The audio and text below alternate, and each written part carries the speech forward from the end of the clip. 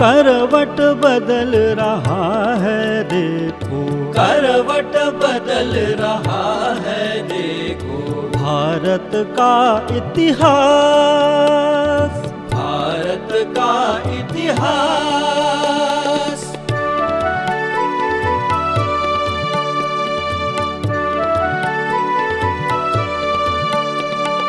सदियों से विस्मृत गौरव का, सदियों से विस्मृत गौरव का, भारत माँ परिचय देगी, भारत माँ परिचय देगी। सौम्य शांत सुखदाई जननी, सौम्य शांत सुखदाई जननी, नवयुग नव जीवन देगी, नवयुग नव जीवन देगी।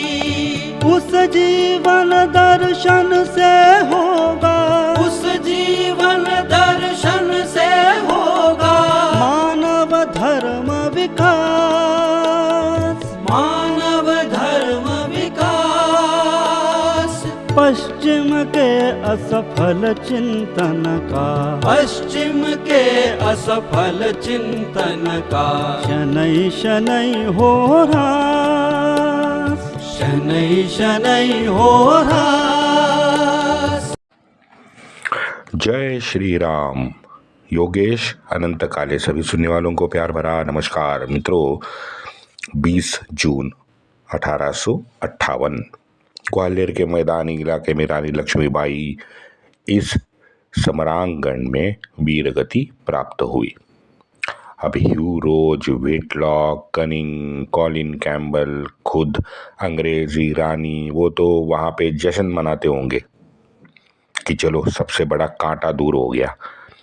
लेकिन उनको ये पक्का पता था कि भाई रानी को तो हमने निपटा दिया है, लेकिन और एक बचा है जो भाग गया है, उसको निपटाना ज़्यादा ज़रूरी है, क्योंकि वो महावीर 20 जून 1858 की लड़ाई में हमसे छूट गया। 20 जून को छूट गया, 22 जून के जबरालीपुर से युद्ध के दौरान हमारे सामने से ओझल हो गया। मुंबई, कलकत्ता, लंदन, इन सभी के अखबारों में ये खबर प्रमुखता से फ्रंट पेज पे छपी थी कि तात्या टोपे हाथ नहीं आया, और जब तक वो हाथ नहीं आता पूर्ण जीत होना असंभव था। पता नहीं किस गुफा से बाहर निकलकर पुनः वार करे।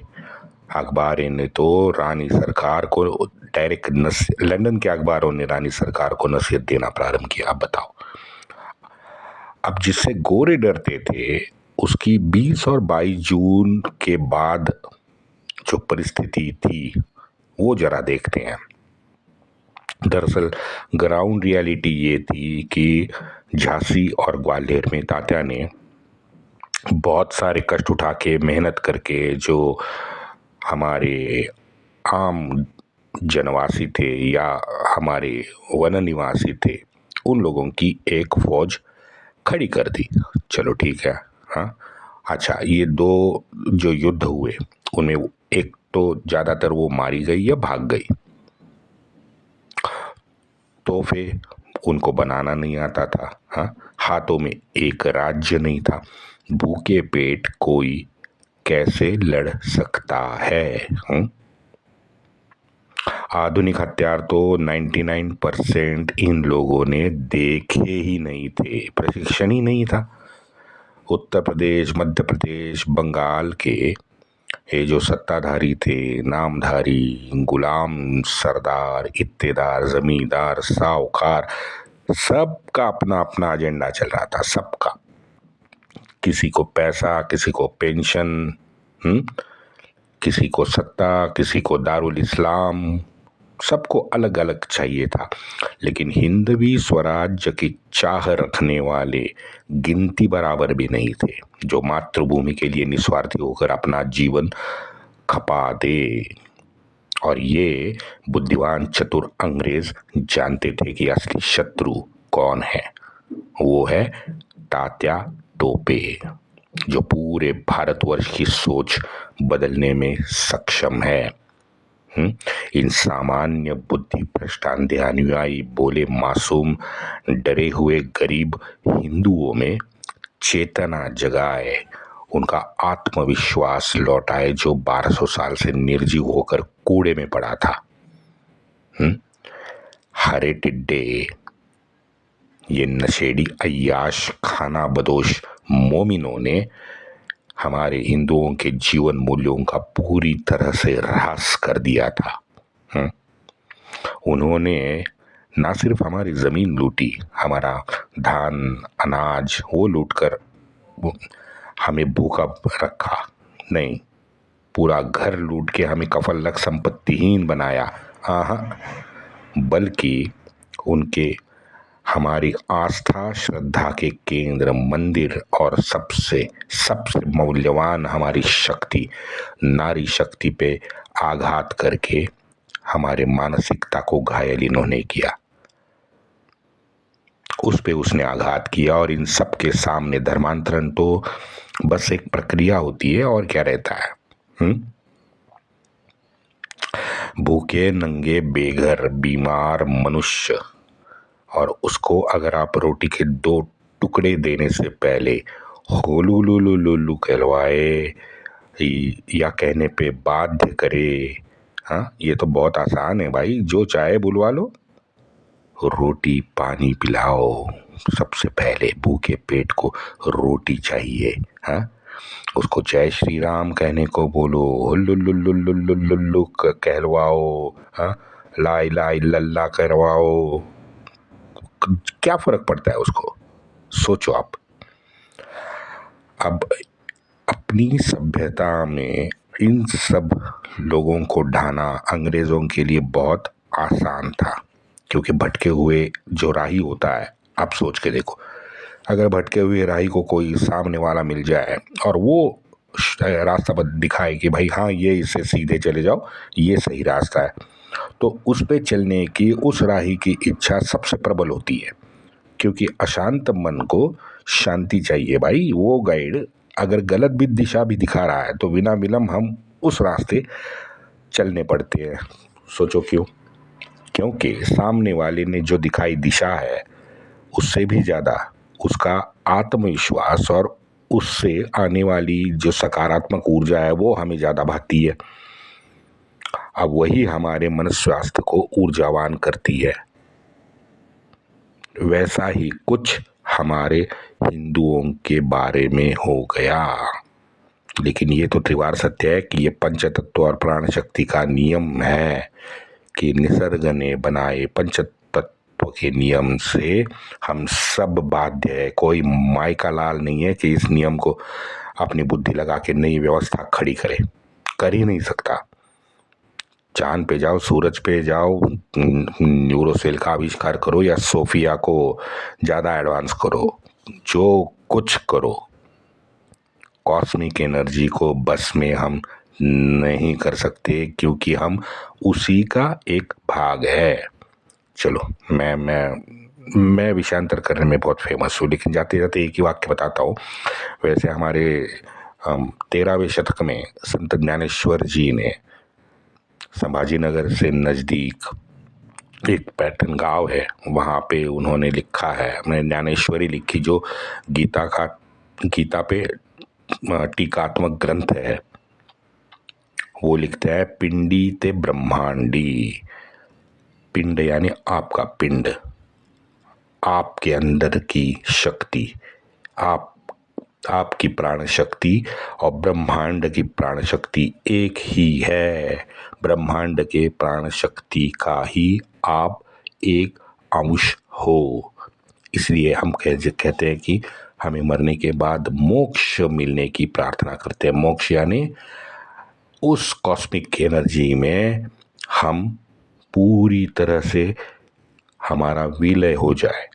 चलो, वो उसके बारे में बाद में बात करूँगा, लेकिन इतना तो कहता हूँ कि वो जो ज्ञानेश्वरी है उसके जो विज्ञानात्मक तथ्य जो है वो मैं आपको ज़रूर बताने की कोशिश करूँगा, क्योंकि थोड़ा बहुत मेरे पास उस ज्ञानेश्वरी के भी मेरे पास 3 टीकात्मक ग्रंथ है, मराठी में है लेकिन है, तो उनका एक्सट्रैक्ट निकाल के मैं आपको पूरा अगर आपको इच्छा हो तो मुझे आप व्हाट्सएप पे या मेल पे आप भेज देना, मैं ज़रूर आपको वो सुनाऊंगा। बहुत बढ़िया है, शांत होके जब आप वो पढ़ोगे ना। चलो विषय पे आते हैं। तात्या टोपे महाराष्ट्र के येवले गांव में रहने वाले पांडुरंग भट्ट या पांडुरंग येवलेकर। महाराष्ट्र में ये प्रथा है कि कुछ सरनेम जो होते हैं वो गांव के ऊपर होते हैं। तो ये पांडुरंग भट्ट या पांडुरंग येवलेकर, माताजी रुक्मिणी बाई का अपत्य रामचंद्र पांडुरंग भट्ट, एक सामान्य मध्यम वर्गीय शिक्षा प्राप्त ब्राह्मण सुखी जीवन की चाह में पुणे आ गए। अब पुणे आने के बाद में अपनी बुद्धिमत्ता से शनिवार वाड़ा के अंदर उन्होंने एंट्री ली और शनिवार वाड़ा में दूसरे बाजीराव पेशवा के दफ्तर में उनके धर्मदाय, उनका जो मंत्रालय था, उसमें काम करने लगे। जल्द ही अपनी बुद्धिमत्ता और आचरण से उस विभाग के मंत्री भी पांडुरंग भट्ट बन गए। 1808 में हार के बाद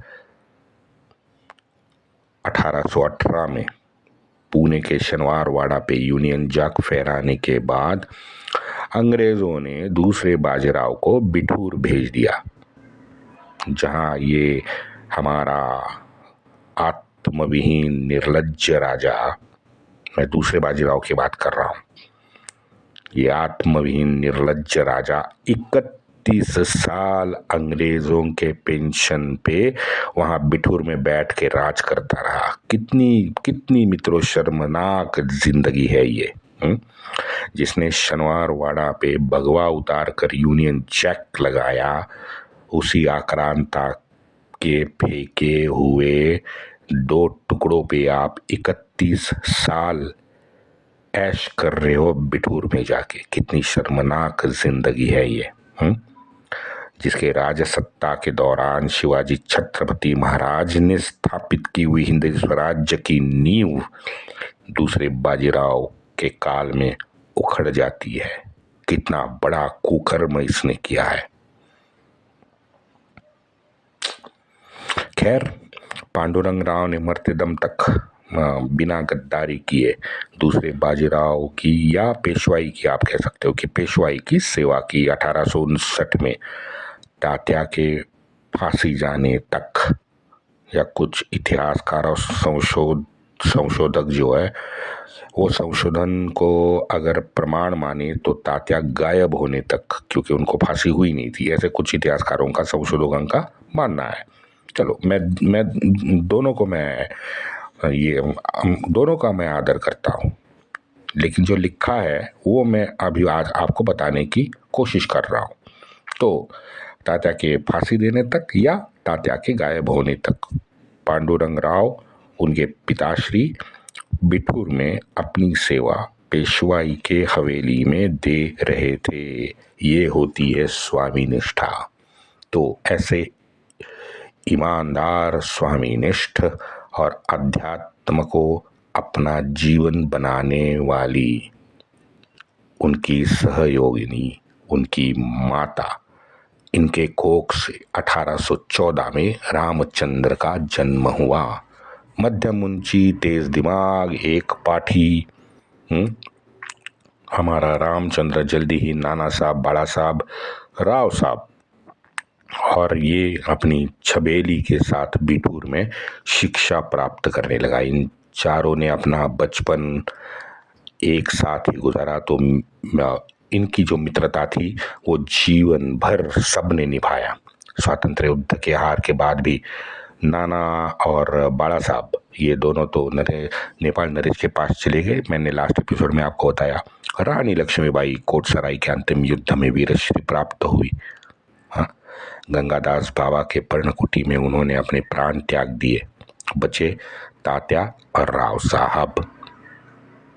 ये आखिर तक दोनों एक साथ लड़ते रहे। रिकॉर्ड कहते हैं कि तात्या पांडुरंग भट्ट तथा तात्या टोपे ने 156 छोटे मोटे युद्ध अपनी जीवनी में किए और उनके सैन्य ने इस 156 युद्ध में 10,000 से ज़्यादा गोरे सोजीरों को मौत के घाट उतारा। वंदे मातरम।